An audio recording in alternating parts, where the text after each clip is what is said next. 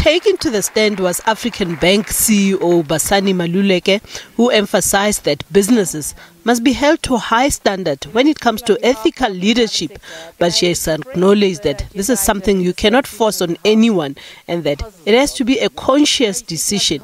Maluleke says that customers want to do business with companies that embrace ethical leadership.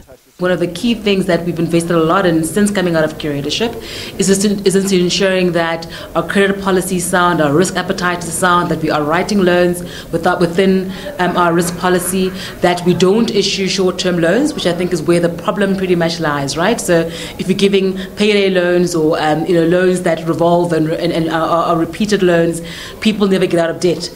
And we've thought a lot about what are the kind of products that we can offer that actually enable people to manage their cash flow without becoming dependent on credit, which I think is where the issues lie.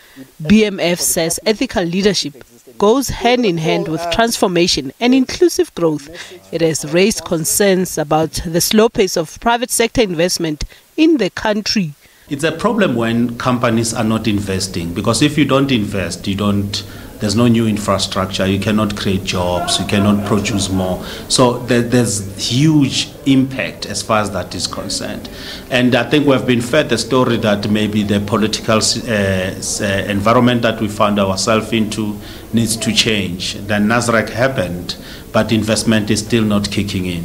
Somebody else has said that now we are told that we're waiting for 2019 to happen. So, but I doubt if it will be able to invest in. So the party politics shouldn't basically influence the economic growth and making sure that people can run thriving companies, because companies are thriving and also companies are sitting with cash not knowing what to do. Government has acknowledged that a lot still needs to be done to fight corruption in both the public and the private sector, and that the collapse of VBS Bank should not be perceived as a failure of black-run businesses in general. We must just take a stance that says it's corruption. When it's corruption, we take the same stance across the board. So for us, we cannot use one example to tarnish an entire people simply because people that would have been involved in are black professionals. It would be a wrong way of taking the issue of corruption. Delegates agree that good ethical leadership should not compromise transformation, and that this will help us create the South Africa that we can all be proud of. Naledi Matlapeng, SABC News, Johannesburg.